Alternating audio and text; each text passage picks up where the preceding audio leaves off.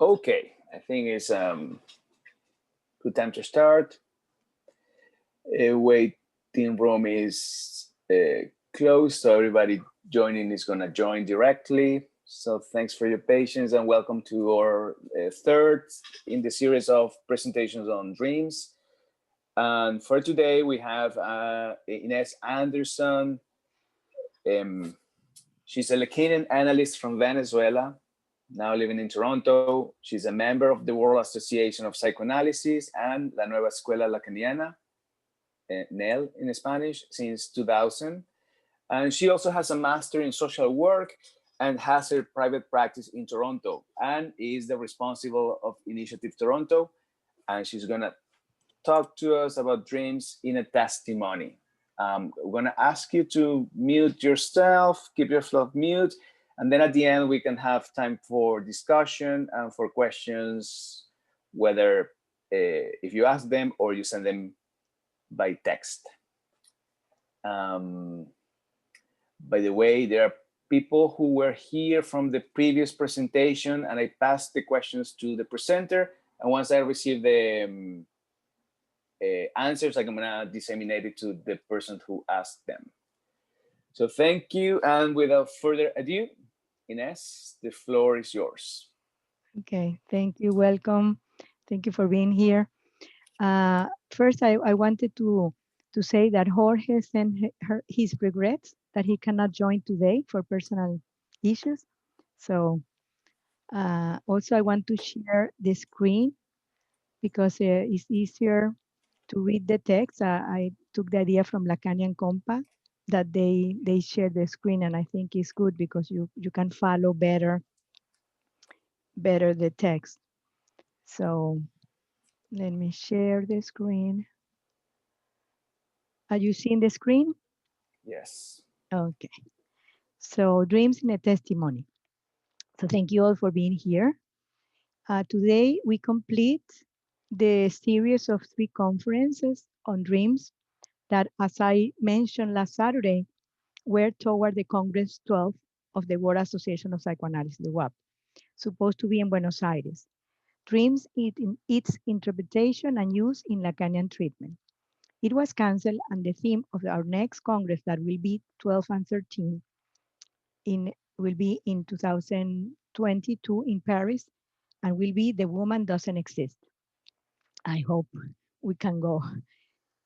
In this presentation, I will refer to the conversation that we had with Leonardo Gorotiza, the shoehorn without measure. The name of the conference was The Shoehorn Without Measure Years Later. We had the conference on July 25th this year in Spanish. He was analyst of the school from 2010 to 2013, a period that he was also our president of the WAP. A conversation that had a resonance in so many attendees. We had like 200 people. It was really an amazing event. Maybe we have here some who attended that conversation. So this is Leonardo, and this was El Calzador Sin Medida años después. When we had this wonderful event, we knew that we were going to do another activity, transmitted this conversation in English. Translation that I did with some support. So here we are, this is the one. The original event in Spanish will be in Radio Lacan, and the translation will circulate in some way. My idea for today is to present the best that I can the conversation we had.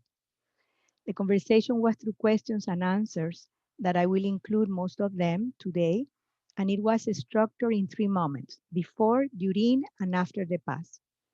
So today I divided my work in 5 parts: an introduction where I will highlight some points of Leonardo's testimony and particularly present the 2 dreams that are fundamental: the one related to his fantasy and the one that opened the end of the analysis. Then I will present what was central that he thinks the past implied for him. And the third section will be for the blackout. This is an important word, an important signifier of the second dream. that deserve a section by itself before presenting the three moments before, during, and after. So I place here the question and answer that were discussed around the blackout. Even in the dream in Spanish, he used blackout, the word in English. Word that brought us to the conversation with Leonardo in July. In the discussion in Initiative Toronto, we were talking about the dream and then the blackout. So then I contacted Leonardo and then the event came. Then I will talk about the three moments before that refers to the moment since Leonardo finished the analysis until the nomination of analyst of the school. Then the time during referred to the work he did during his 3 years as analyst of the school. And then the last section is the time after, referred to after finishing the mandate from 2003 until now, where I will end with an hypothesis that I came up after the conversation. So, introduction, I will do then the introduction to Leonardo testimony. The testimony of Leonardo Gorotiza has been particularly important to me for some years, and now for Initiative Toronto. It's so, full of examples, dreams. He's really a very good teacher and transmit a lot. In May of this year, in one of our seminars, thanks to a question that arose around the blackout, we contacted Leonardo, and this led to the conversation event on July. Leonardo Gorotiza had the recurring theme of wanting to fit everything with everything. The symptom, not being able to stop thinking, in fact, soon after being isolated in this way, found a word, a signifier, particularly important, which was the signifier shoehorn, which refers in various ways to the history of his family. His maternal grandfather was a shoemaker and an uncle brother of his mother too. Shoemaker as in they sold shoes. When it was possible to isolate the signifier shoehorn in the analytical experience, the symptom was transformed. But this is a construction made posteriori, really in a non-stop to fit one thought with another. This is fundamental point, and I agree, which is the non-stop thinking, a typical symptom of the obsessional. As such, it can apply to all, or I think almost all, obsessional subjects.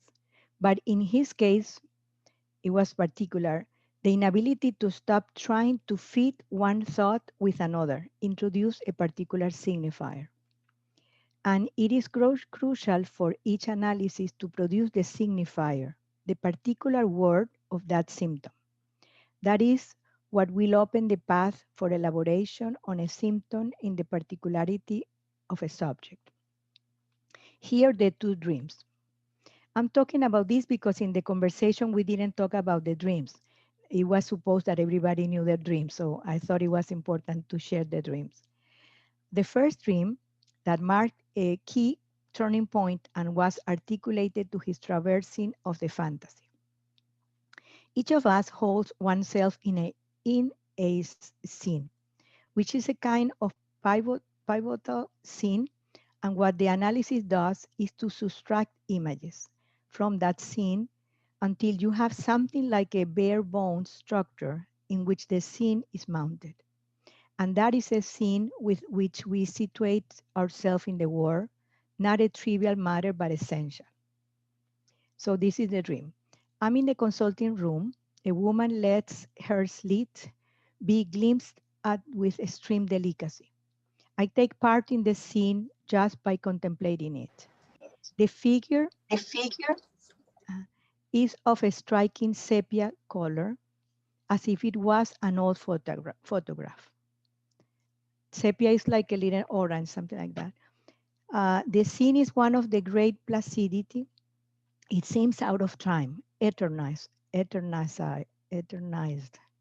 Suddenly and abruptly, the room ceiling opens up, like certain domes in some cinemas or theaters do. Bringing the exterior to view, I note with horror that a helicopter hovers in the air and the scene has been photographed. I have been caught red-handed in fraganti by the eye of the camera. As Leonardo Gorotiza says, he was discovered in a sort of voyeuristic position by a helicopter that appeared on the scene. And with horror, he discovered that he had been photographed, caught in fraganti watching. This dream made possible the isolation of the reduced formula of the fantasy, which in his case was an eye that fits into the indentation, an eye that fits into a crack. And the reference to a crack is because it referred to a critical childhood scene where he was peeking at a very powerful scene through a crack in the blinds. This would be the traversing of the fantasy, being able to isolate that nucleus, that minimal axiom that it's absolutely impersonal. I think this is important. It is not I who watch, it is an I that fits in the indentation, an I that fits in the crack. Second dream, the dream that unleashed the end of the analysis, that precipitated the outbreak of the last installment of Leonardo's analysis. So the dream. I am in a public place. There are street children. The picture is fuzzy. Suddenly, on the black background begins to draw a figure. It is that of a colleague from the WAP, still cannot quite recognize. With a firm step, he turns to me. He stares, an emphatic voice, almost shouting, says, I'm the truth.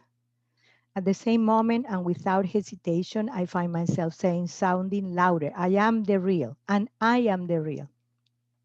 The colleague with this statement is surprised and somewhat puzzled. And before he recomposes, what for a possible dialogue? The rush, I conclude, I do a blackout. In the manner of how they end the movie's trailers, comes suddenly darkens the screen and the sound is absorbed, is drawn in a final silence. It is something like a sonic sucking.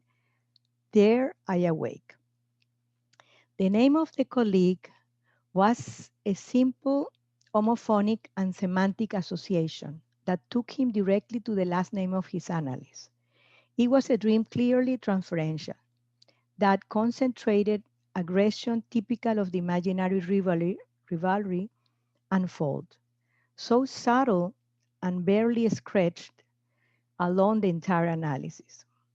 But if he stayed in this finding, he would have returned to the dimension of this pantomime so dear to obsessive structure, being back to the subject of deadly dual specular. Dream where the truth and the real were measured. Transferential dream that ensured what was really at stake. The dream reminders, daytime remains, from which the dream had been built, opened the way to the end of his analysis. For a while, he was interested in working Emiler's formula, measure the true with the real. From this work, the without measure was isolated, a new signifier, shoehorn without measure, the master signifier of an extremely singular jouissance, a new and singular semblant because it is a new form produced in the analysis that was not already in the other. It was no longer going to be the shoehorn alone, but a name like holography, the shoehorn without measure. So that's why the title of the conversation was The Shoehorn Without Measure Years After, because he finished, so it's like 9 years or more that when he finished his mandate. So this part that is coming is the part that Leonardo gave before the questions and answers that we prepared for him and that the participant did. So a few things about what is central, which Leonardo thinks the past implied for him. One matter that Leonardo highlighted was that there is no standard past and there is no model for the past. The past is an absolute unique experience. Therefore, you cannot take what conveys and has been communicated by an analyst of the school as the model, sorry. Um, Therefore, you cannot take that what conveys and has been communicated by an analyst of the school as the model of what should be the step of the past. To say, in other words, the moments of the passing of another candidate to the past. A second one,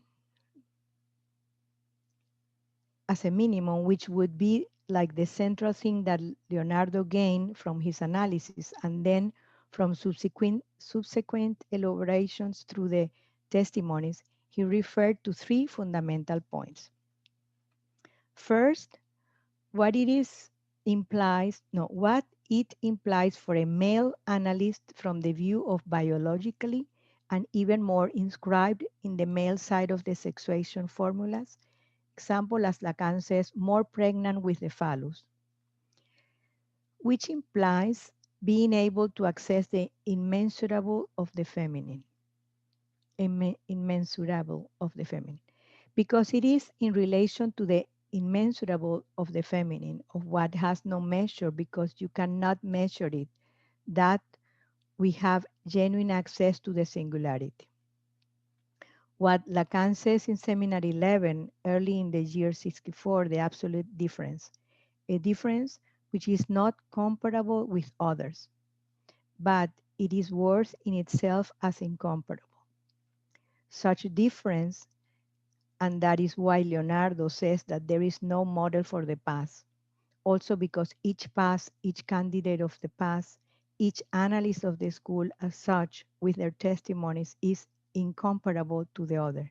You can make a serious cartel of the past and the community itself can uncover, if you study this testimony, some lucubrations of knowing. There may be points of conjunction, but as such, each past and each analyst of the school in its activity and its teaching is incomparable. The second point that for Leonardo had been central to the analytic experience has been the power to detach himself from the idea of eternity. This is an important point about the temporality. It is something in relation to our association with time. He says it, he said it very simple. In the static of the fantasy sits in his understanding the idea of eternity. And the crossing of the fantasy and the identification to the sanctum puts us in a relationship and in an opening with the contingency that are clearly differentiated from what would be eternity.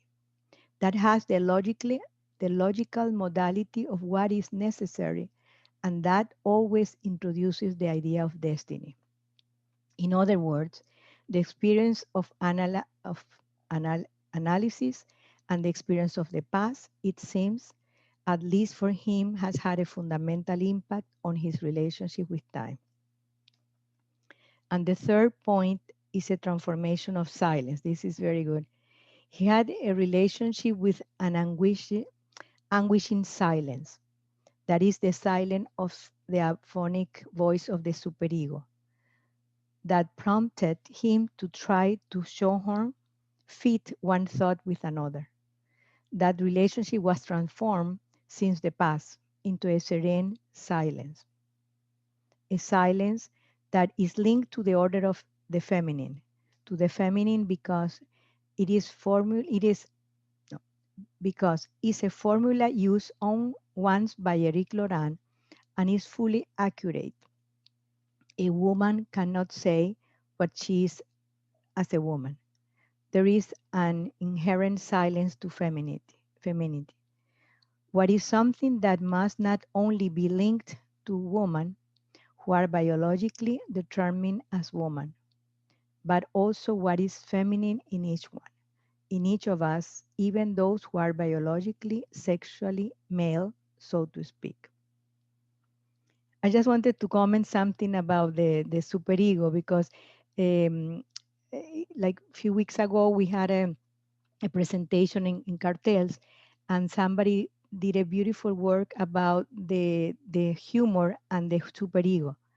So it was nice that the humor can make the superego like a little more gentle.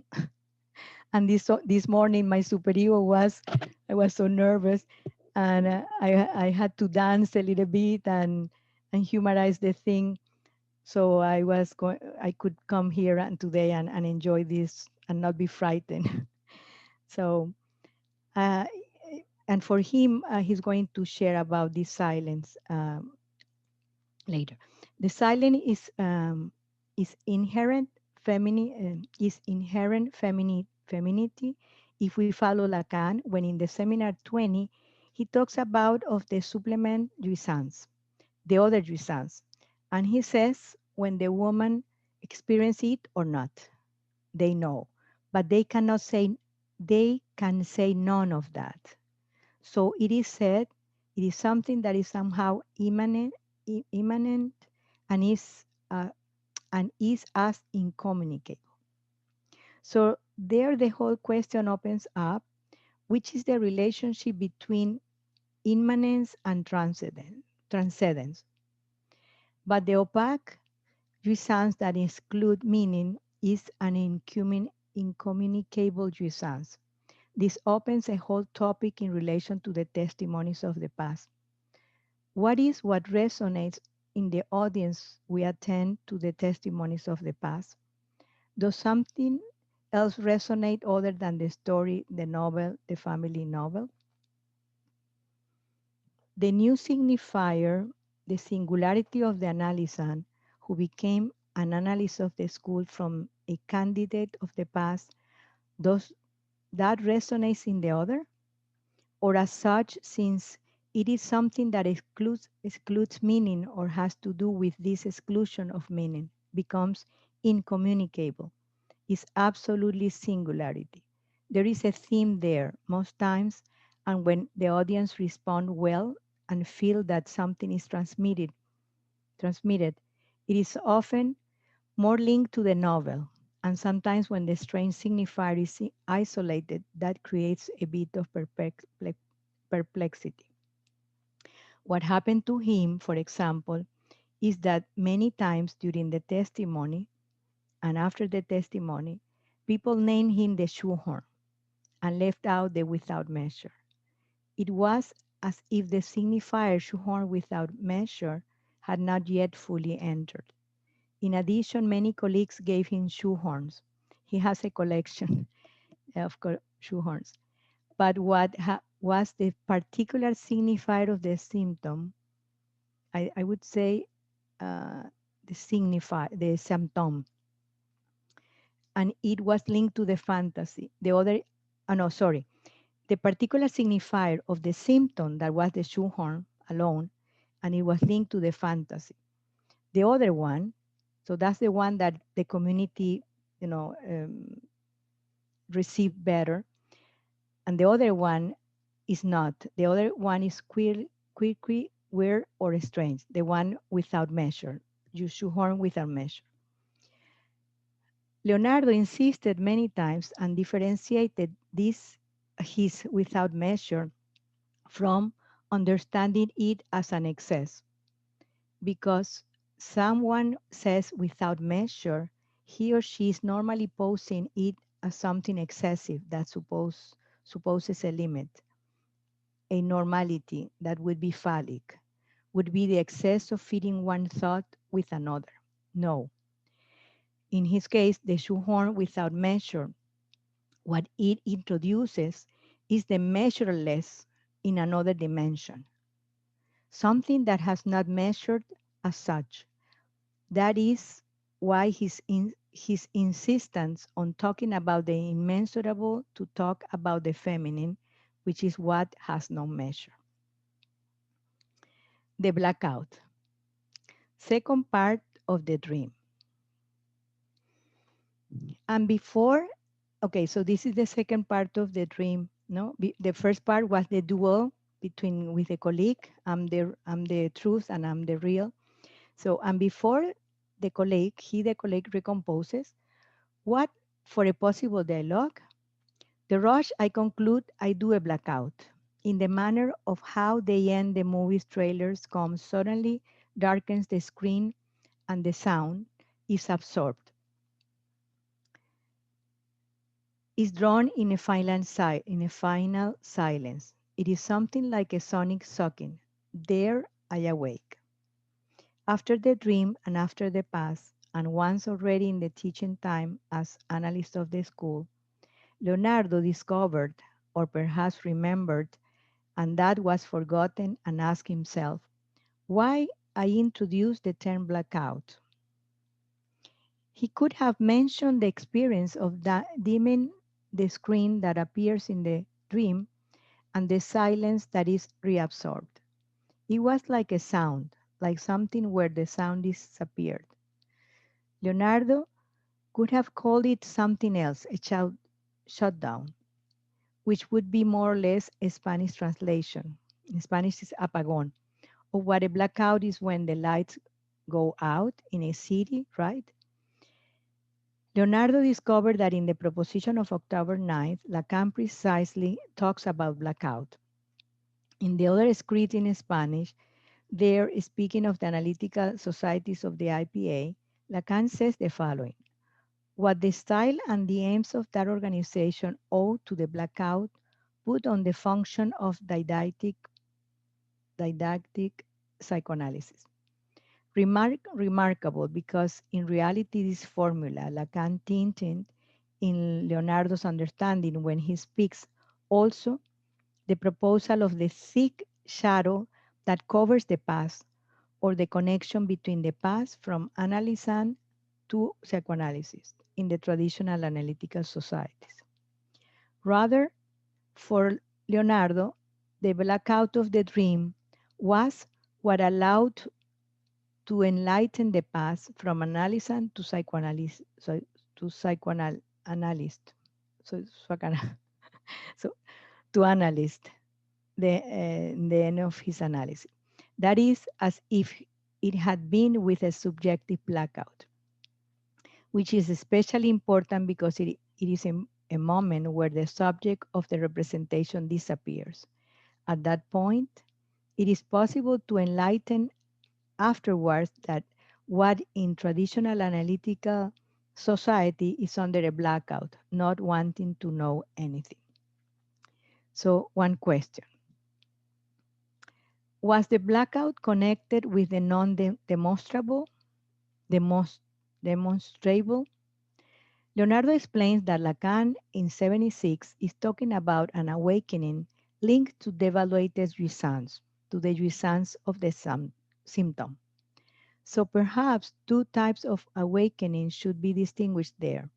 One because of the traversing of the fantasy, and the other because of the alliance and the connection with that jouissance, which would be the point of non-demonstrable. Because certainty is established there, but it is unprovable at that time. It is like an invention in mathematics. Mathematical intuitionist, he continues, telling us what Henri Poincaré, classic representative of intuitionism in mathematics, said when he was actually working in some formula. If he was going for a ride on his sailboat, and suddenly, abruptly, almost like an illumination, almost like an elemental phenomenon, the formula would appear to him. And then he said that this formula appeared to him as a sudden illumination. But what happened? That later the mathematician had to go to prove this, because otherwise it would be an ineffable, improbable. And that is the past, the device of the past.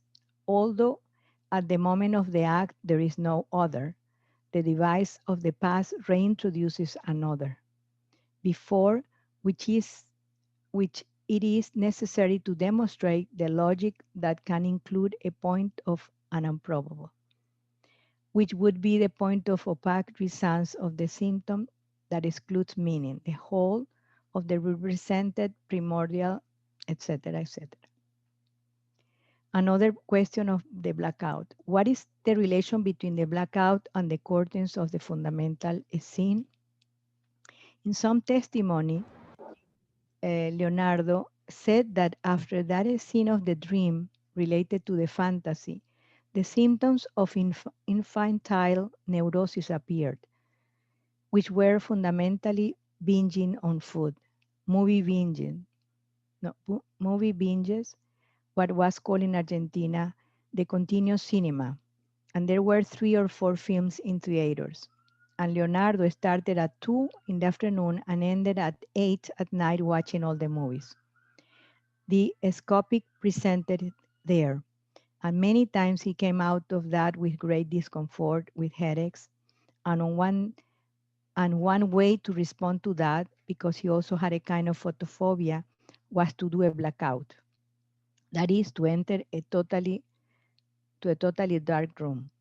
This blackout seems to him to be closely related to the IPA blackout, since it was something like not wanting to know anything what? About what in the fundamental scene beyond the curtains that he opens in that fundamental scene. He can see through the slit in the curtain what the absence of maternal penis would be. That is to say, the blackout in relation to the symptom was not wanting to see, to put as a distance to cover something. Whereas the blackout of the dream, so in contrast, no, the blackout of the dream has to be the other way around. It is the paradox. It would be a blackout that illuminates. There is nothing more paradoxical than an illuminating blackout in the dream that opened the end of the analysis. No? So now I'm going to talk about the before. Before represents or refers since Leonardo finished his analysis until the nomination of the school. So I'm all this part I'm going to read the question and how Leonardo answered each question. No? What it was that made an end for you, gave you this notion of this is the end. What made that effect? If it was an après-coup, that notion of it is the end of that exigency, if it was an exigence of the end.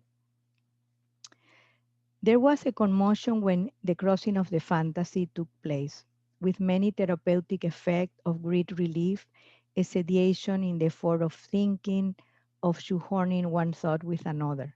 Also a change in the modality of his practice in relation to time, a very different handling of time, a greater speed in. At that moment, Leonardo thought in the analytic experience, if it was not the moment to conclude now. Maybe if he had introduced himself to the past after that, maybe it would have been a pass via fantasy traversal.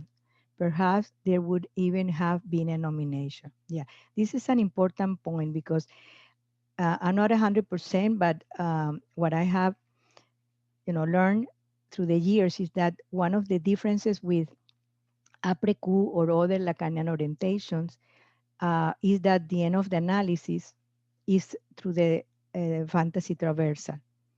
But in the WAP, now is you go to go further. But he explains that some people can even get nomination, go to the past and get the nomination of as analyst of the school. So, however, there was something that made him a problem, and that was the relationship to the phallus. He kept insisting something there in relation to the phallic. And he thought the paradox is that because of that tenacity, because of the symptomatic tenacity, he kept going and went further. In this period that lasted several years is when the dream of the blackout finally occurs. When he wakes up from that dream that was in April 2008, at that moment, with a strange satisfaction, almost laughing, and the idea comes to him. What madness, what excess, What atrocity! How can I come up with such a thing to say I am the real?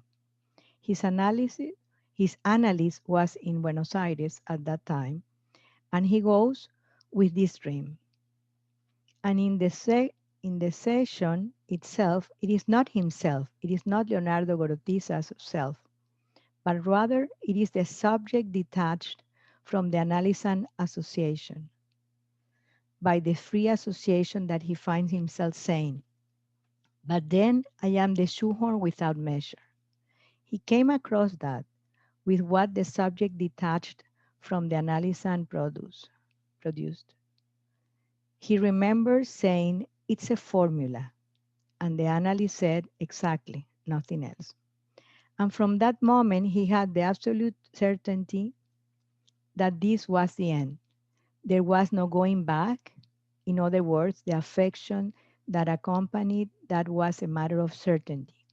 So at the beginning of 2009, already in Paris, there he decided and raised, well, this is going to be the last session.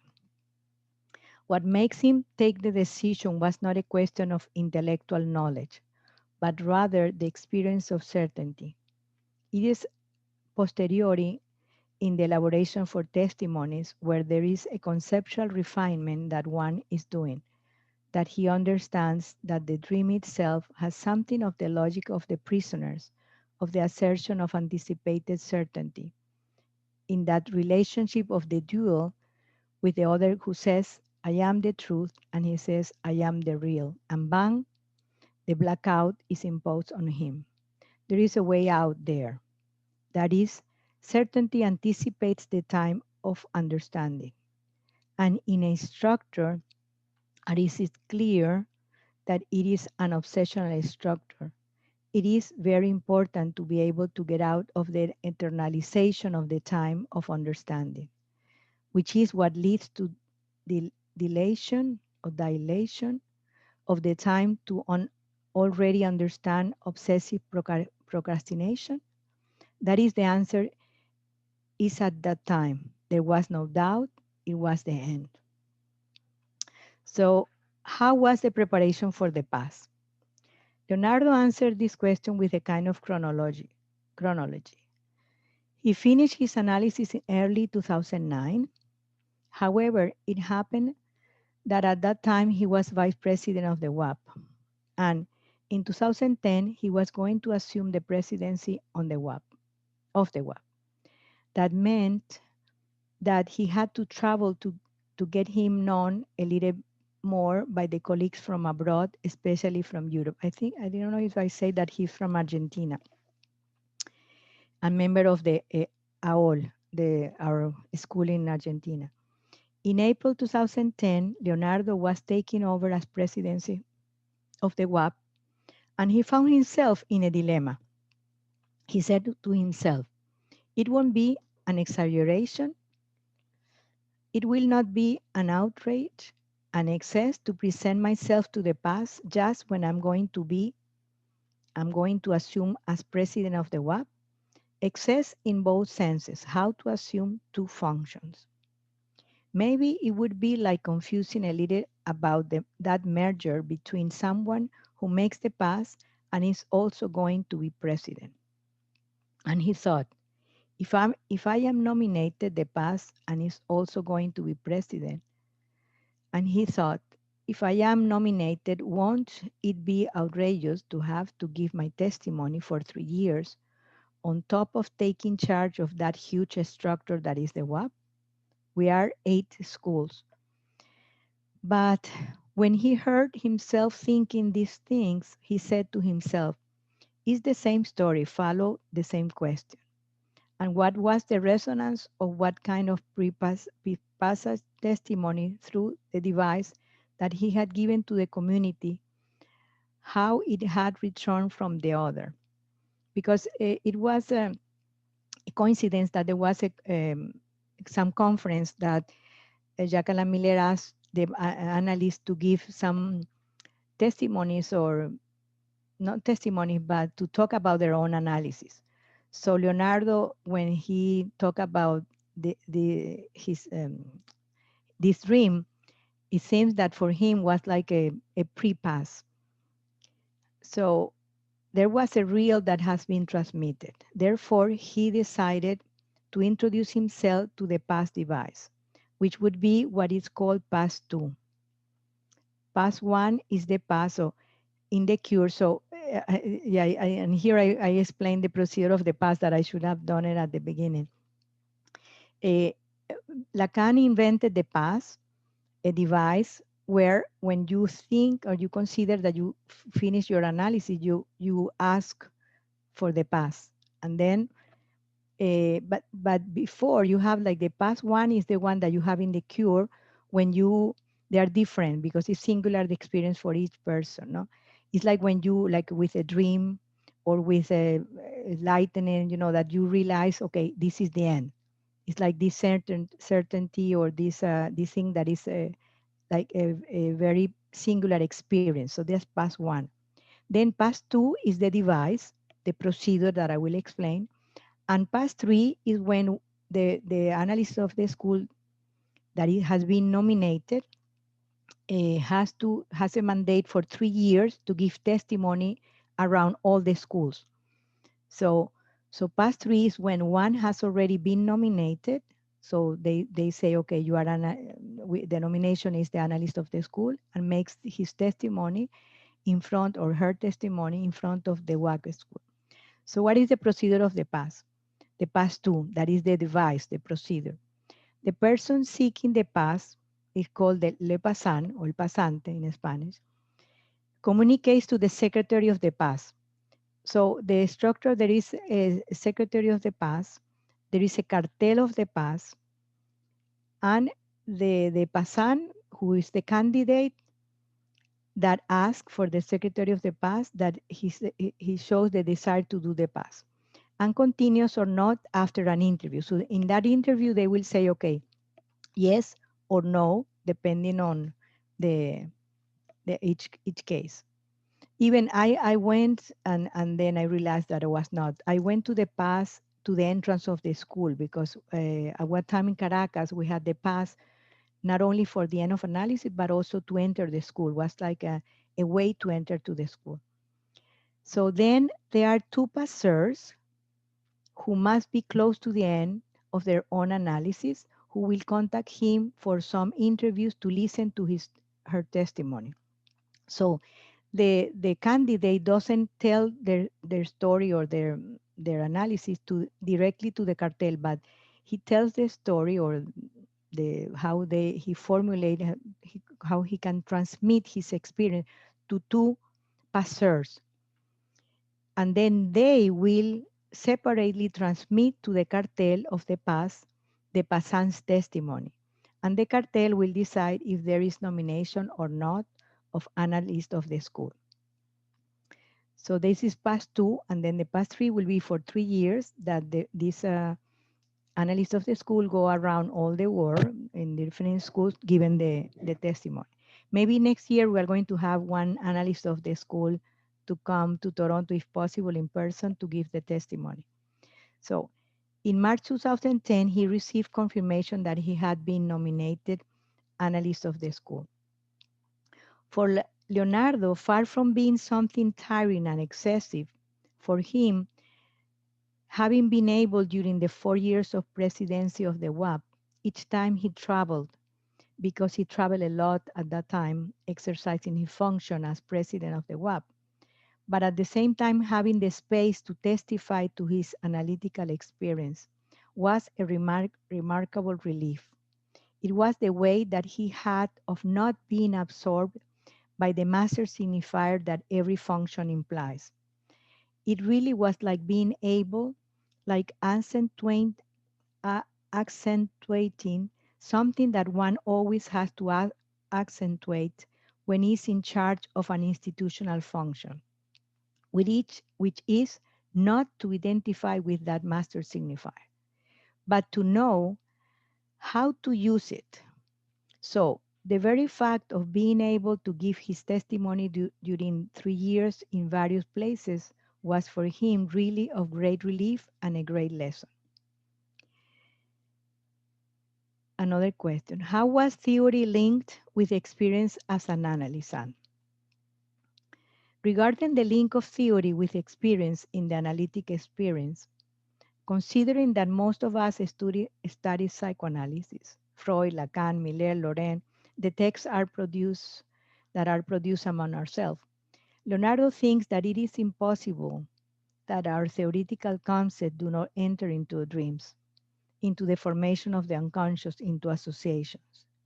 That is why the dream at the end was to measure the true with the real. Leonardo had written a paper called Measuring the Truth with the Real, and the dream represented, I'm going to copy this in the chat, and the dream represented plastically some of these, measuring oneself in mourning the true with the real. Um, Let me see if well, I cannot, I maybe at the end when some question I will copy because I cannot, I have to stop sharing. Well, let me stop sharing 1 second and so I don't forget. Okay, so I'm going to share again. Uh,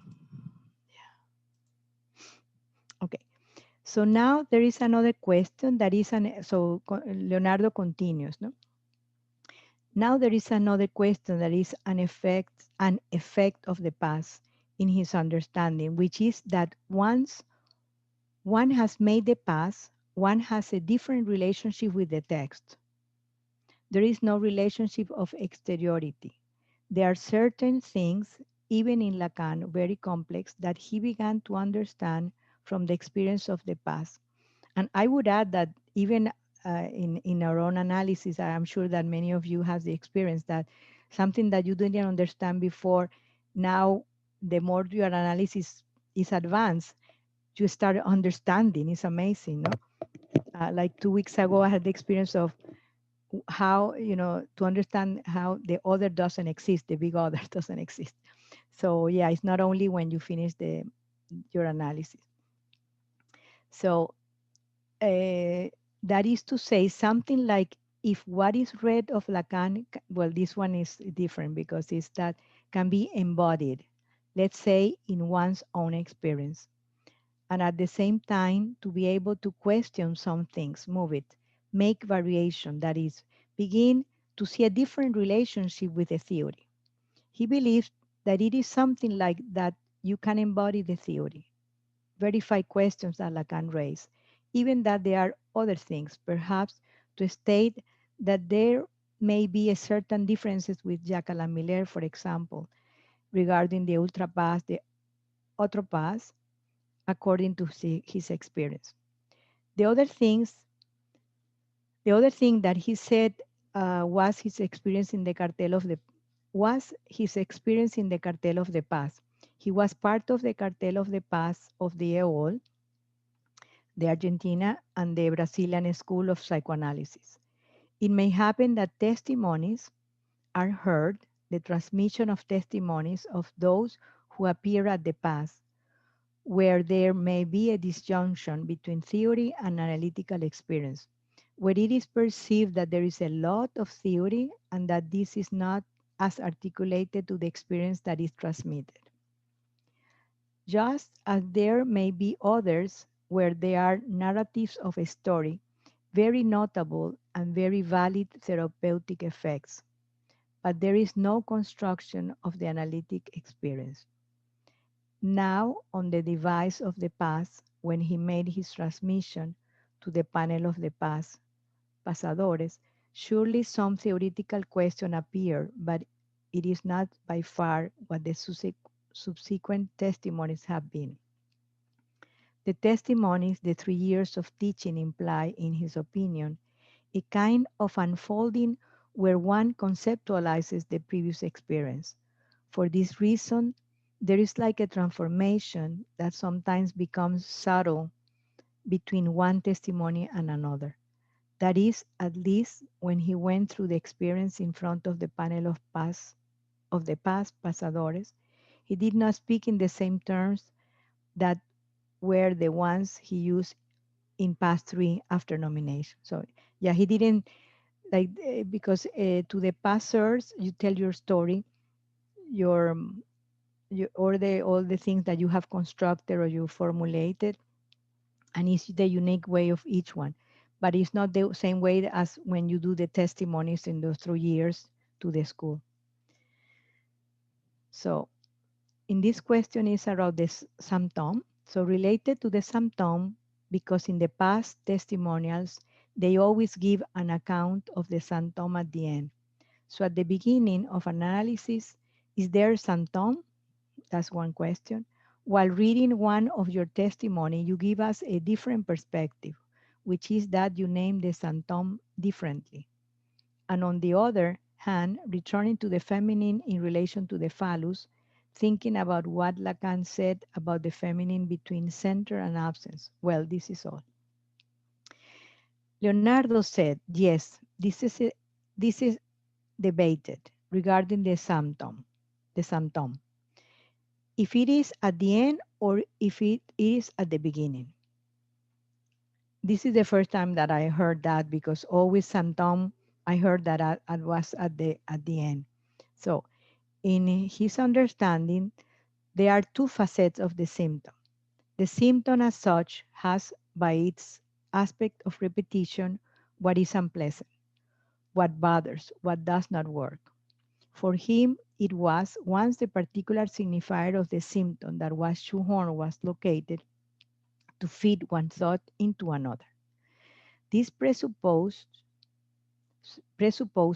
that the symptom, even if it is unpleasant, and this is our conceptual hypothesis, the symptom, as what it ties together, is already operating from the beginning, but yet been has not yet been elucidated. This is one of my questions that I'm working in a cartel.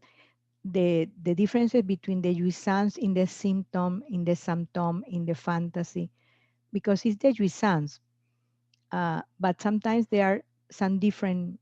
What would be the phallic jouissance? What would be the symptomatic jouissance or the jouissance in the fantasy? So, so he said that is already operating from the beginning, but has not been elucidated.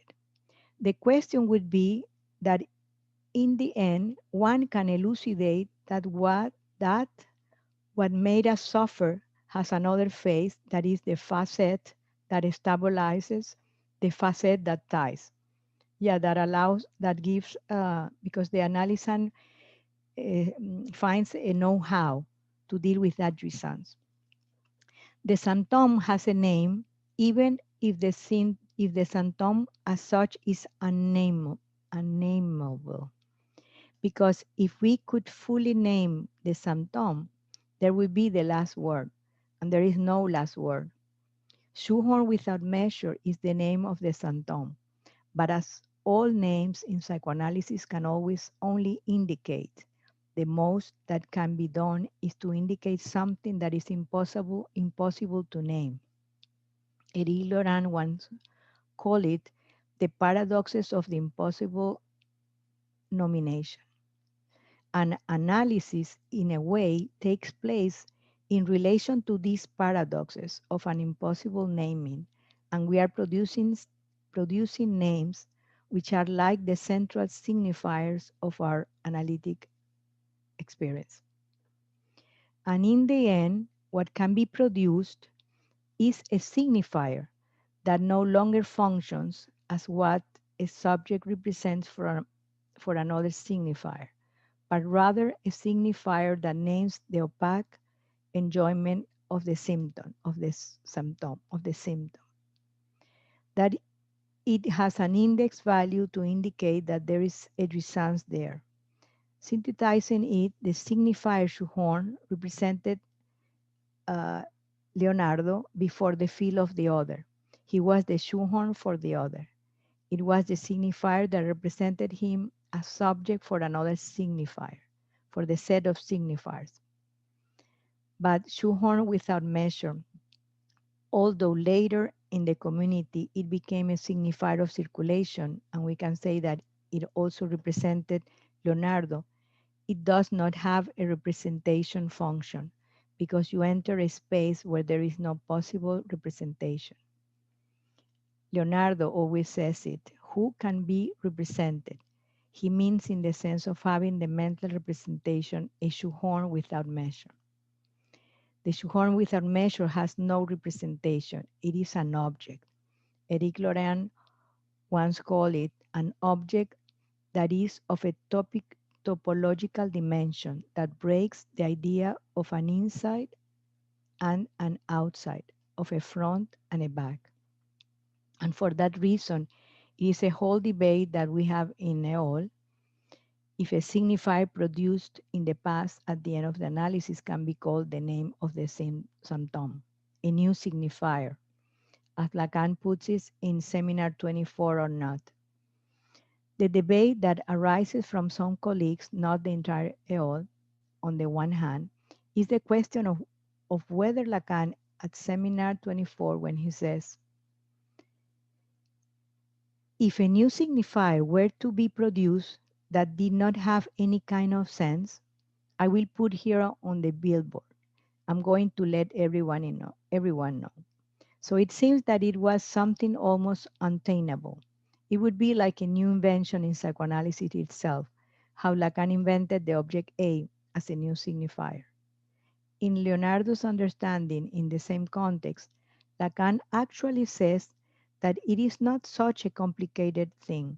It is about grasping a signifier and giving it, as is done with a joke, with a wit, a different use for which it is in the language. And he talks about an operation that is chiffonnage, which in French is wrinkling. He says he grabs it, it wrinkles a little, and it serves something else. And in Leonardo's opinion, the shoehorn without measure and other signifiers that are the neologisms of the past in other colleagues, other analysts of the school, is that it is a signifier that has been given a new use. In his case, it was the shoehorn plus the without measure that was a maternal nomination, and that works then as the name of the symptom, which does not imply that the symptom was our conceptual assumption, is no longer operating from the beginning, but in the form of the symptom. Fundamentally, the symptom that causes suffering, and that it is what ties us together. Okay, the next section is Durin. So Durin refers to the work he did during his 3 years as analyst of the school. So this is the shortest, the Durin. That's where I put the three that I put on the chat, the testimonies, the three that are in English. They are in Hurly Burly. I don't think that there is a link. I don't know if somebody found the link, but regarding the context, when you were traveling as analyst of the school, what was the effect during the transmission or after presenting those testimonials? And if there is something else that was decanted, what other teachings came as an addition which were acquired during those 3 years? There were approximately 20 testimonies during those 3 years. This has to do with the fact of traveling so much as well as there were like small displacements between one and the other. The effects of the transmission are particularly for the colleagues who listen to them and who have read the testimonies who can account for those effects. He can locate two effects. An effect that was produced from his last testimony entitled The Father After the Past, which had a lot of resonances because it introduced something from his own experience, which implies that there is no, and this is in Lacan, in Seminar 10, at the end of Seminary 10 Anxiety, there is no annulment of the Father, or in any case, what loses weight is the Father of the Oedipus, the father of the horde, the Freudian father, the father of the totem and taboo, the one who threatened his offspring with castration, the one in front of which he was frightened in transference, which was the anger of the other. That is the one that yells, the one that was tied to the fantasy. But there is another father, and Lacan calls him the one who has gone far enough in his desire to reintegrate desire to his cause, not cause to desire, but to reintegrate desire to his cause. And what is remarkable is that at the end of the seminar 10, Lacan says the same about the psychoanalyst desire. Those who have read this testimony, no, sorry, the seminar of Lacan, it is very unambitious. Lacan there says only by some bias, by some cause, in some way, how something can be said about the desire of the analyst that has to do with someone who was able to reintegrate the desire to his cause of desire, which is to obtain a desire from his desire determined by the real, that is, in the cause of desire at the moment of his teaching, and not an indeterminate desire that infinitizes. And in this last testimony, Leonardo raised that there is indeed a father after the past, who would be a non-Oedipical father. What is that father with whom one manages, sometimes tangles? Leonardo used the formula of reminding to what remains of his symptom as a parent, in the sense of the shoehorn that wants to match one thought with another and that everything, that the shoehorn without measure, which is the name of the Santom, has an immeasurable dimension. And that would be like getting tangled and untangled, which he is still trying to maintain somehow. Then the other effect is a presumption, and perhaps that is why Leonardo began by saying that there is no model of the past, or model past, or ideal past. It gives him the impression that there may be have been an effect which that after his transmission or during his transmission, there was a certain push that those who passed through the device of the past, the candidate of the past had to produce their new signifier. Something like producing your own shoehorn without measure. And if that was the case, it is very good to reiterate that it is not about that. In some cases, no new signifier may arise, no neologism of the past, and there may be a past that has occurred in that teaches us another angle of the question, say of the analytical experience in the moment of the end. So those are like two effects of that Leonardo could place. Another question of this time of Durin that he was giving the testimonies. During the function of being analyst of the school, being that there was the question of whether it would not be excessive or too much together with the presidency of the WAP. The question is, did it imply a new relationship with the phallic or what you call phallic tenacity? Is the coincidence of the nomination of analysts of the school and the presidency of the WAP, what did that imply in relation to the phallic use? Actually, and Leonardo wrote a text on this before the nomination, there is a difference between what we call mediation and extimité. It has to do with something Leonardo already said differently. On the side of use, the phallus is also about using it. The phallus also serves as a mediation. It is not only an obstacle, and in the field of our analytical community, it is often necessary to establish mediation so that larger groups can be formed. In the example of the initiatives in the space of psychoanalysis, the new Lacanian school, surely there are mediation among groups to create larger structures. Well, that is a function of the president of the WAP, also capable to mediate when there are difficulties, but not to be confused with the function of extimacy.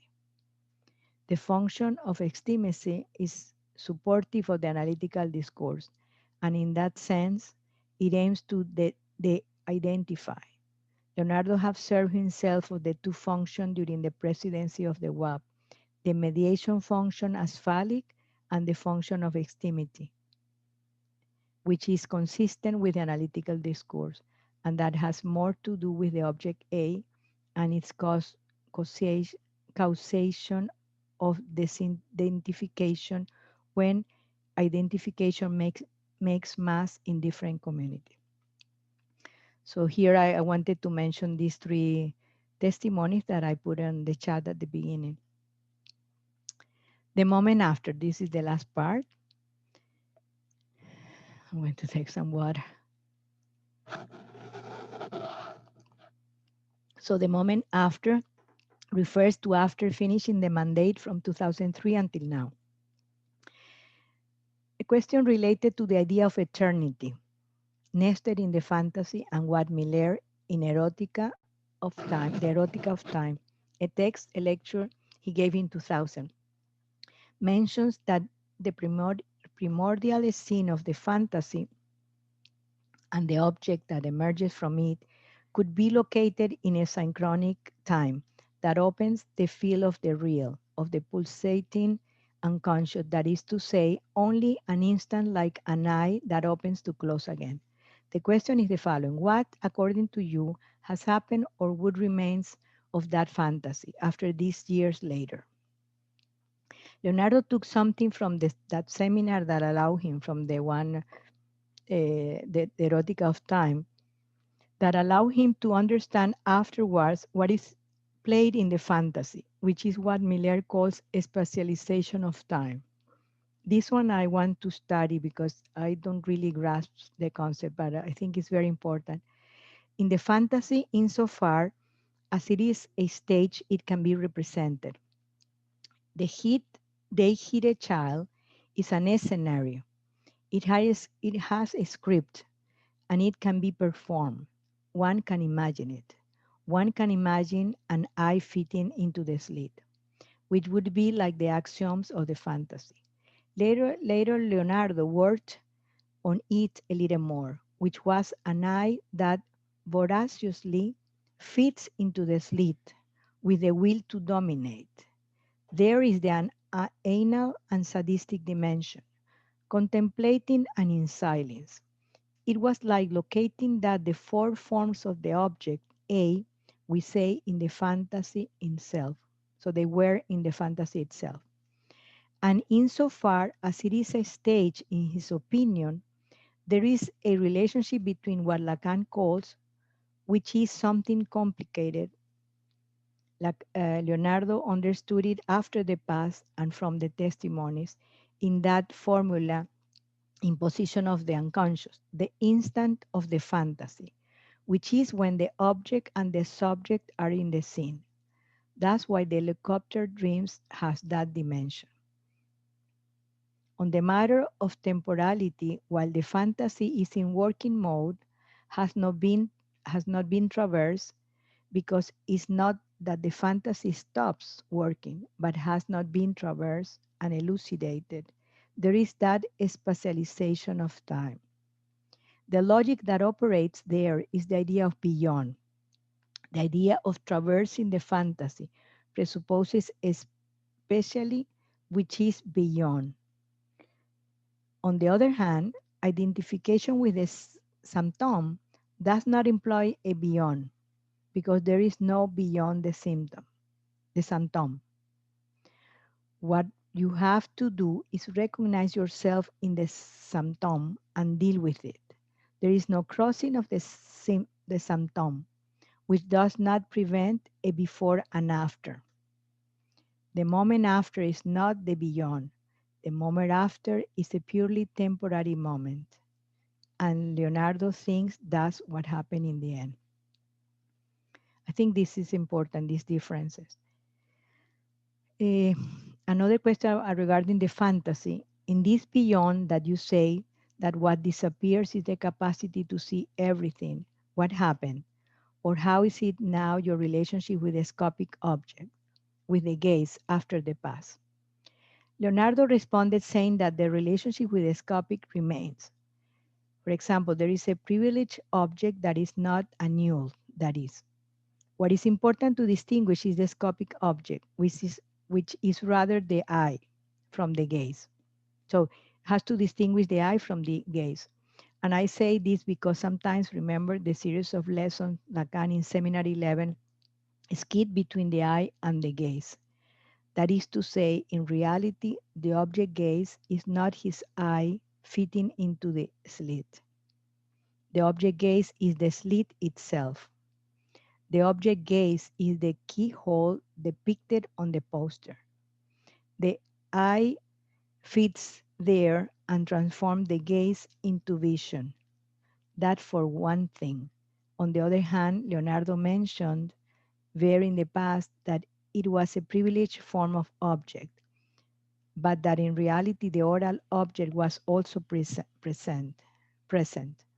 The anal object also the drive to dominate and the dimension of the silent, also something of the invoking drive. So the four objects were there. To him, it seems very important and it became more clearer to him that the object A, as Lacan calls in the third, is a whole, hollow, and that only by action of the signifier, he says, is that object fragmented into identifiable parts of the body. And that is why these forms of object A, which are dominant in one case more than another of the objects, are in a way like a carousel of objects A, that actually what they surround is a halo. And it is the very point of something like a topological unity between the division of the subject and the object, insofar as it is a halo. So another question, how do you think of Lacan formulation in Seminar 24, according to which the analyst speaks alone, unless he does with another analyst? How to think that talking to another analyst, how to think talking to another analyst after the pass. One, on the matter of speaking with another analyst, Leonardo did not remember or pay attention in Seminar 24, but said the past in general, taking Lacan's formulation of the end of the Seminar 11, says the desire of the analyst is the desire for the absolute differences. Absolute difference as not being relative, that is, it is the moment where the signifier or result becomes incomparable. It is not a difference, which is proper to the signifier to be relative different. The signifier is not all the other signifiers. But Lacan already says that absolute difference says about absolute difference. If we take absolute as the incomparable of that signifier, if you want the shoehorn without measure in this case, and the jouissance that inhabits him, that is also incomparable, if one agrees to that, that should have an impact on the bond with psychoanalyst, because it is talking to the other, taking into account in the other the most singular of the other. In other words, it is not to be in the position of, oh, such a person is going to speak, I know what he's going to say. Is that what one hears often? I know what he's going to say. When one puts things like this, one is putting the other as an object of one's own fantasy and is on the side of repeating the same thing. They talked about repetition. In reality, what must be produced is an opening, a different relationship with repetition, with, which goes on the side of how different repetition can introduce. So I think that the past, the end of the Leonardo thinks that the past, the end of the analysis, should fundamentally, if possible, allow a bond where respect for the other is not respect for imaginary reciprocity, which finally is a precisely imaginary question. Is the rottenness of the imaginary. First you and then me, first you and then me, etc. That is courtesy. It's very good, but there is another dimension that implies listening to the absolutely the singular in the other, the new that can also appear in the other, and never reducing it to the fact that we already know what the other is going to say. That is the openness to contingency as well. That is to locate in the other what is their absolute difference, to give rise to that to which that can occur. How do analysts talk to each other? We know that is not easy, that it can be said, but it's not easy. This has to do with the dreams. This is one of my favorite parts. The question has to do with the emergence of the new. Is that in the realm of dreams? After all, the journey of that end, which has the way as an exit door of a dream. A series of dreams, but a dream in particular, and after 2013, that relationship with the new? Well, when talking about the new, one also refers in a way to repetition. How has it been for you on this side in honoric life in working with the dreams? Leonardo said regarding one other dream after 2013, he tried to remember, and none in particular appeared. What he does, believe it produces, and this is fundamentally, it has to do with our work to get toward Congress that was going to happen. Eric Loran used a very, very pertinent formula that was presented in the Caldero de la Escuela. Uh, I think that's from EOL. It's number 18 of the year 2012. It is a conference, it's called A New Law for the Century, in which he mentioned some things related to dreams, including some matters related to Leonardo's past. Lorenz says that often candidates of the past present themselves with the dream of the end, thinking that the dream of the end indicates the end. And he says that it opens up a problem because the dream can be a dream linked to the transference, unconscious or not. It has another function. And for that to be different, there the important thing is that it has occurred a new partner. He calls it that. The analysis is referred to as a new partner in the dream, who can read it in a different way. In that sense, the dream of the blackout could have followed a whole path that would have been the path to return to the fight with the father, etc., expecting for the father to do this and ridicule him, the duel of the death. But what happened in Leonardo's case was that it was read in a different way, and the effect that produced on him, in that sense, that of the dream that he still has, it is more a logical reading of the dream. It is not at all a reading seeking to decipher the meaning that is always atypical. And also lately, for the pandemic, he has having the simplest dream, like those of Freud's daughter with the cherry, dreaming several times in the previous few weeks before the conference that he meets with colleagues from the WAP in common activities. It is not much more than that, but is being able to meet, greet, and hug each other, that which is now put on hold. But it does not go beyond that. The answer he can give is that he read dreams logically, not in the Oedipical sense. There was a deflation of the Oedipical sense.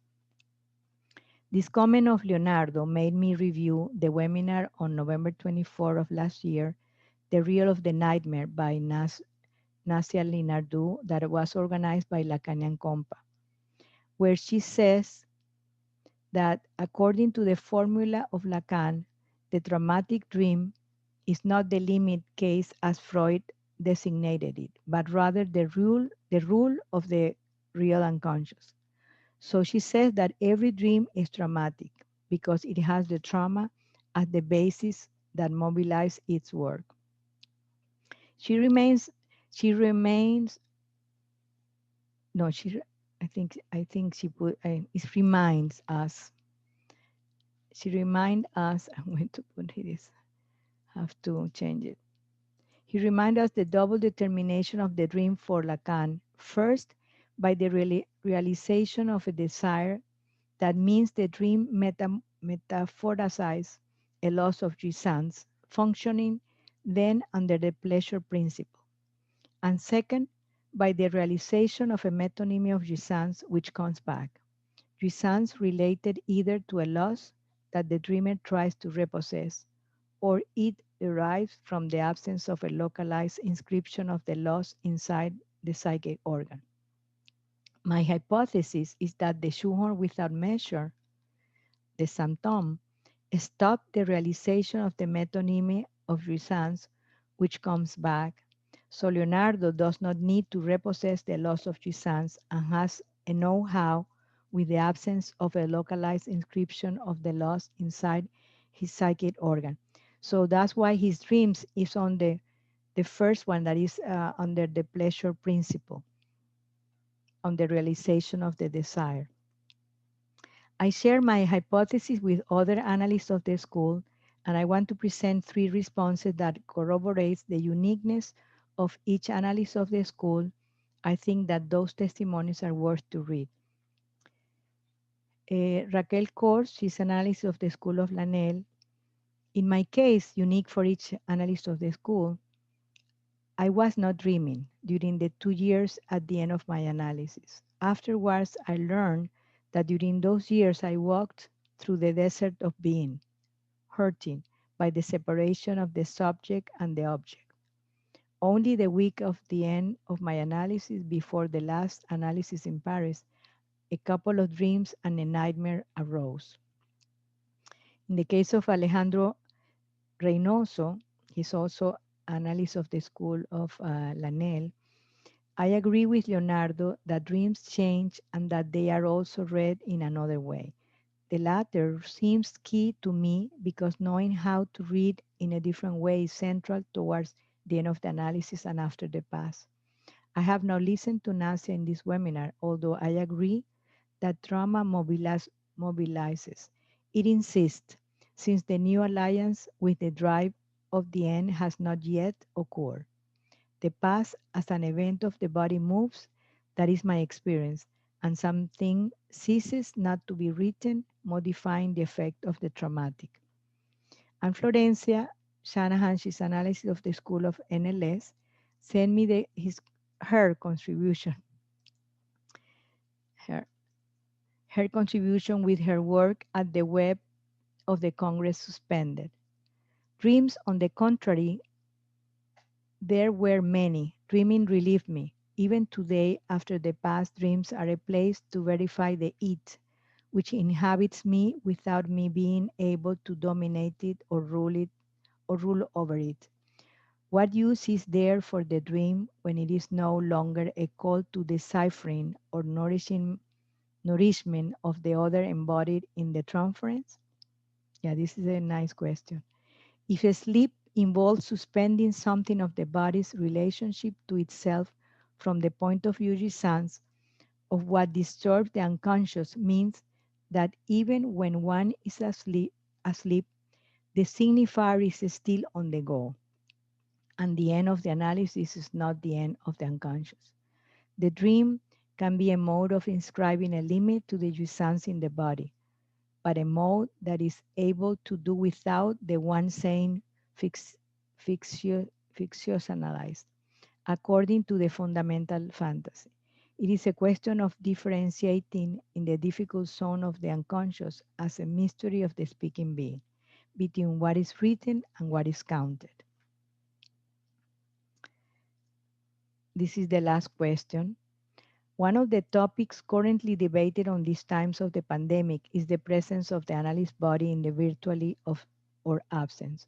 What can you tell us about this in your practice and in the life of the school? In Leonardo's opinion, he is in a time to understand. This means that it will take more time and is going to be longer for us, unfortunately, that we will be using in our daily practice a communication platform via video call, phone call, or Skype or Zoom, or including or not the image. What if it can work? It can work without a doubt. For him, still to conclude something, a little more time is needed. Leonardo found himself lately, given that the quarantine has been long with a number of patients who got their attention dreaming with dead relatives. It was more than one who raised it. It was few, more than three. One can imply that we are all under threat from the virus, that the issue of death is kind of hovering somehow. But he wondered if, in addition to that, which surely has its weight, this distance from the bodies that makes us see each other only through the screen. And all of us, all of you who practice psychoanalysis, with this medium, know the problem that when it says low signal intensity, or the image freezes or becomes pixeled, or it stops, or there is a discordance between the movement of the mouth and the sound of the voice, or WhatsApp video calls where it occurs, say the video of so and so is stopped, that causes a strain effect that introduces the dimension of the dead, the devitalized. It is a hypothesis that the absence of bodily presence introduces a dimension of devitalization in practice, which does not cancel out that this is a means to continue working under these conditions. Or occasionally, in other circumstances, it is not that it annuls it, but never think that we are going to substitute analytical practice for this modality. But Leonardo said that this came in part to stay. In the life of a school, a good use can be a modality for those who cannot attend and allow us to be together in a wonderful way through all these geographical distances. But we will see how to switch it to the convivial presence, how to make good use of what is technovivial or convivial. In Leonardo's experience with the voice, it happened it happens that when the transmission goes well, it more or less works, but we have sound distortion, the little noises that appear, interferences. That's what causes the effect. There may be positive effects. For example, an obsessive phobic young man, Leonardo has to see him under this modality, which has notably caused a kind of loosening and a certain hysteria. We could say that face-to-face encounters did not occur. I have the whole idea, the hypothesis Leonardo has the hypothesis in that, in his case, the real presence of the analyst body, the real encounter agitated much more anxiety in the presence of the other's desire, and that the introduction of the screen precisely serves him as a distance from that presence. It would be like seeing the other side of the matter, of how in a case this can be useful and can serve to better rethink it, the strategies in the face-to-face, cure or keep it present. There is a debate on the WAP about the presence of the body. I want to remember Eric Laurent 2 years ago in NLS General Assembly said that this media, at that time was Skype, can be considered as a bridge built above the non-sexual relationship, as long as one can do without them. That is, a present is possible at another time. This is a beautiful text by Gilles Carreau, The Memory of Psychoanalysis, but it's in French. For me, in this pandemic Canada is when from Canada I have felt more linked to the school and the WAP, as my desire for a school is more alive than ever, and today we are doing with what we have, the virtual. We are building a bridge that I hope we can cross with our bodies and meet, maybe in Ghent in June 2021, next Congress of the NLS, or in Paris in the next Congress of the WAP, or here in Toronto also. If you come and visit us, or I can see the one that we live here. So thank you again for everyone to participate today. So I will stop sharing. Thank you, Ines. Um, very exhaustive regarding the presentation we have with Leonardo. Um, well, I don't know if people in the audience wants to make questions or have any comments about the presentation. We have some time to ask questions and make comments.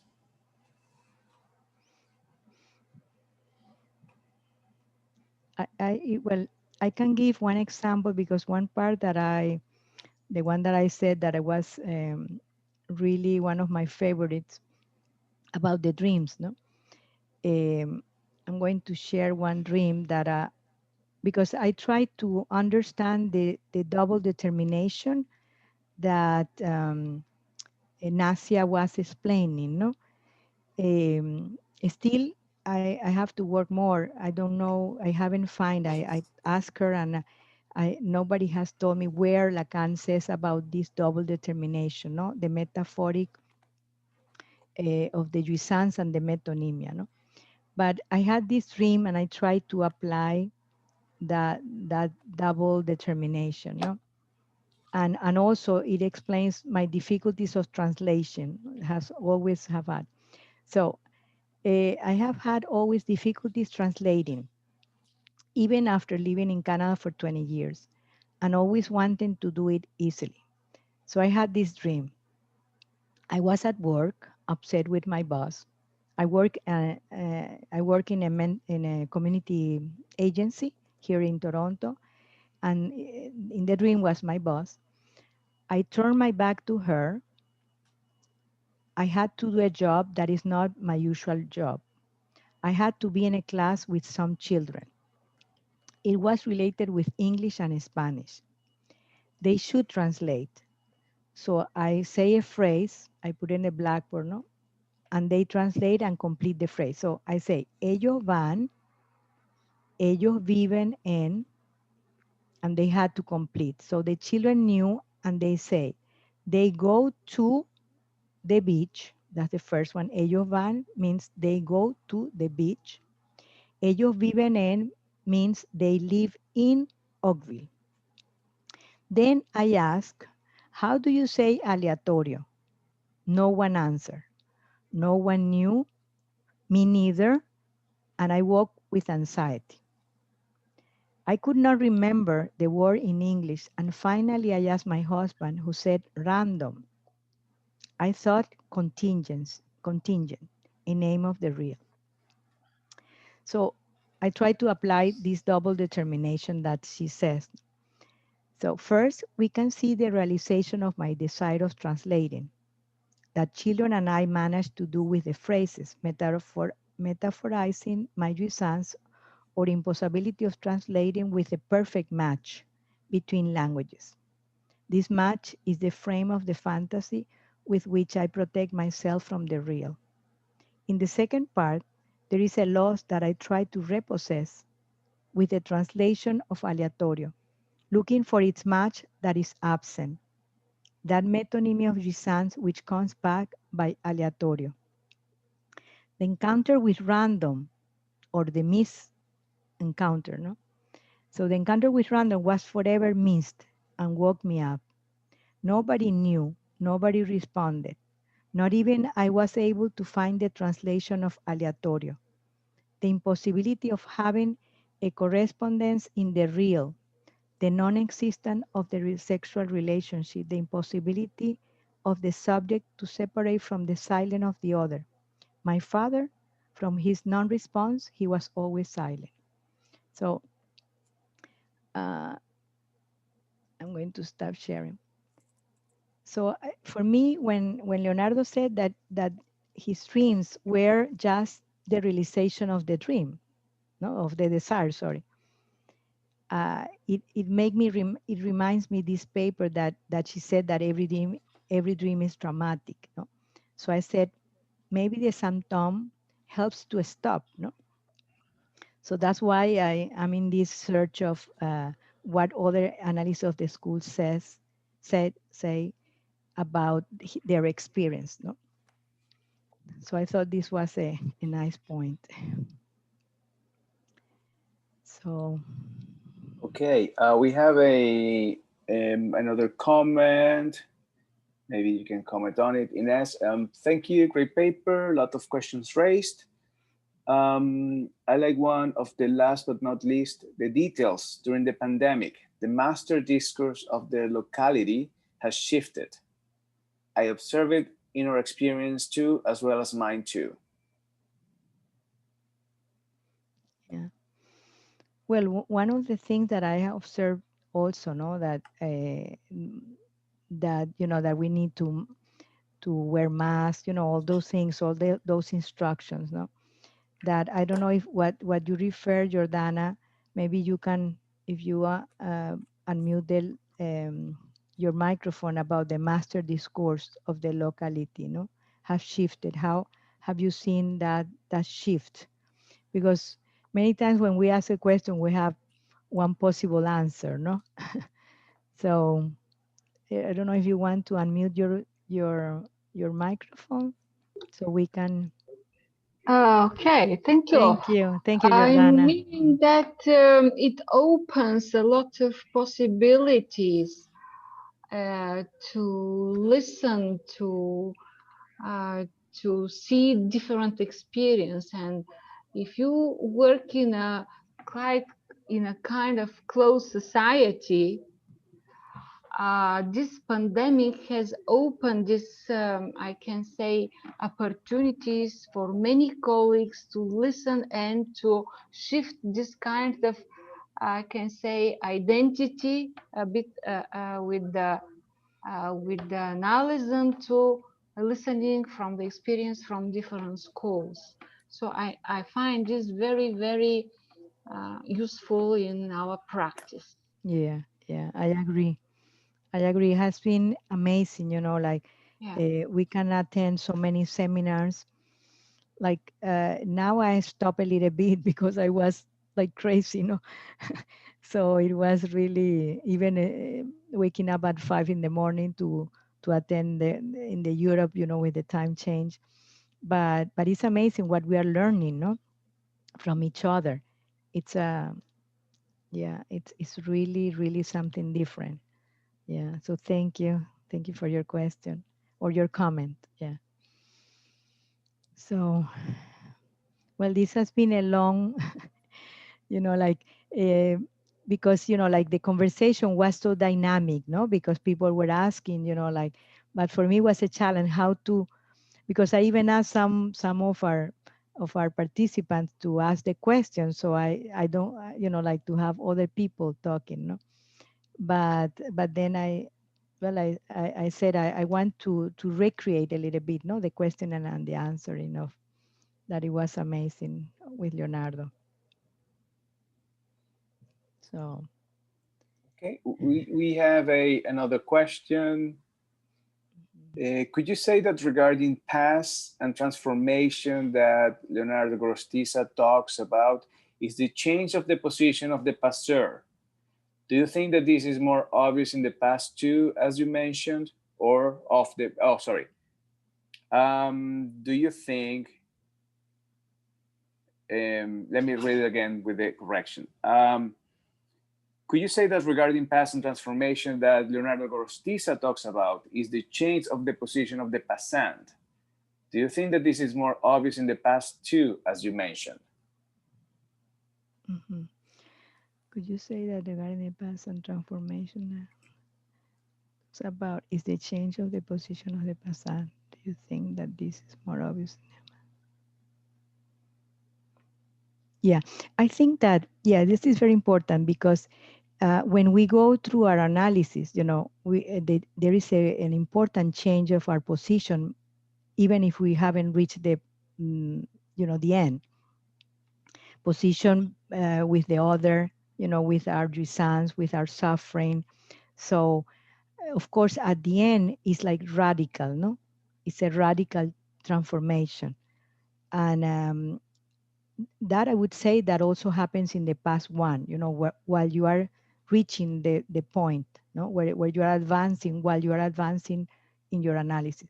But of course, in the past two, while that is where when you are in the giving your testimony to the passeurs, and that happened to me also, no, that when I did the pass for the entrance of the to the school, I had the experience to tell my analysis at that point, no, to the passeurs.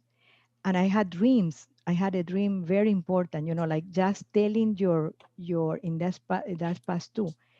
I never got to the past three because it was not for the end of my analysis, no. But yeah, of course, when you are telling your own analysis, it's amazing, no? And you can have few interviews with the passeurs, and the passeurs are those analysts that are close to the end. They are chosen by the analyst member of the school, IMS, um, that they propose. So you don't ask to be a passeur; you are chosen.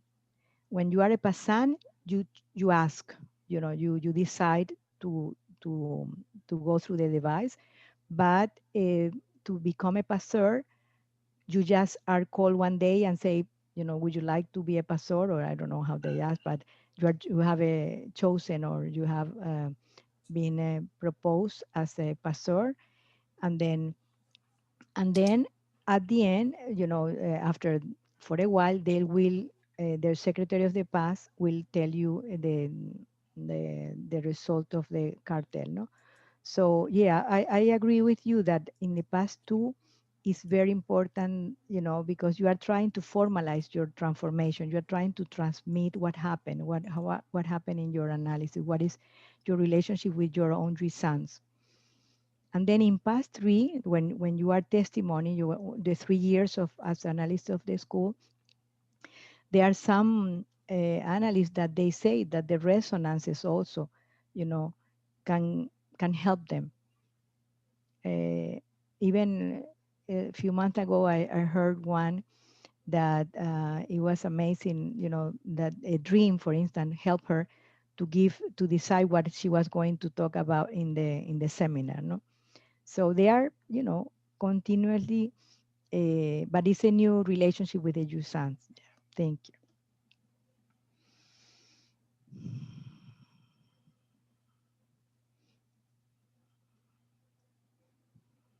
So,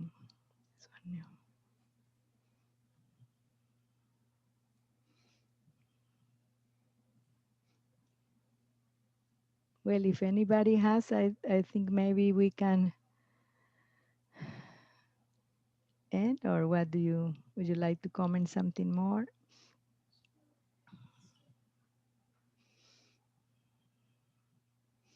I don't know, Marina, was you that you had problems getting in? I remember the first person, somebody who had that it was difficult to log in.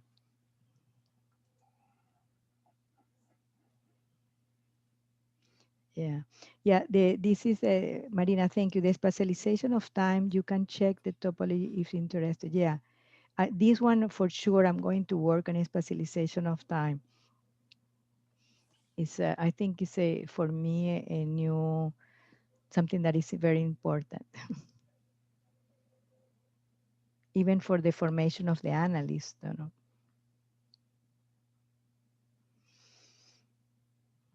So Okay, we're gonna give few minutes more. If there's anything else while you process, okay.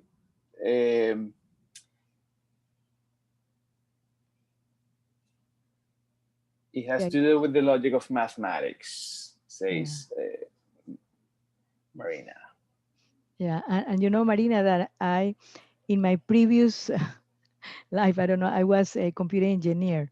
I have a master in computers, and I was professor of logic. So uh, I think that the time, the logic time, um, there is so interesting. This part. So I hope I will, one day I it will be be able, easy. sorry. So it will be easy for you. Well, I will see what We'll can I, see. yeah, I hope I can transmit something about that. Yeah. So, Okay, so many things to think about the past, about dreams in the past.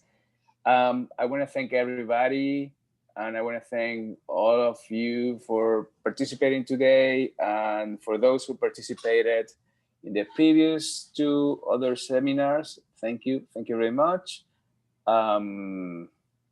Yeah, we are receiving a very interesting lecture and sharing. Thanks so much. Thank you to all the participants. With this, we conclude this kind of trilogy, the three seminars we prepared. And well, we hope to see you in upcoming events from Initiative Toronto, and also in all the events that we can attend now due to the pandemic. So stay safe and have a good weekend. thank you. Thank you, everybody. Thank you. Thank Take you, care. Carlos, too. Thank you very Thank much you, for Ines. coordinating this. Bye. Bye.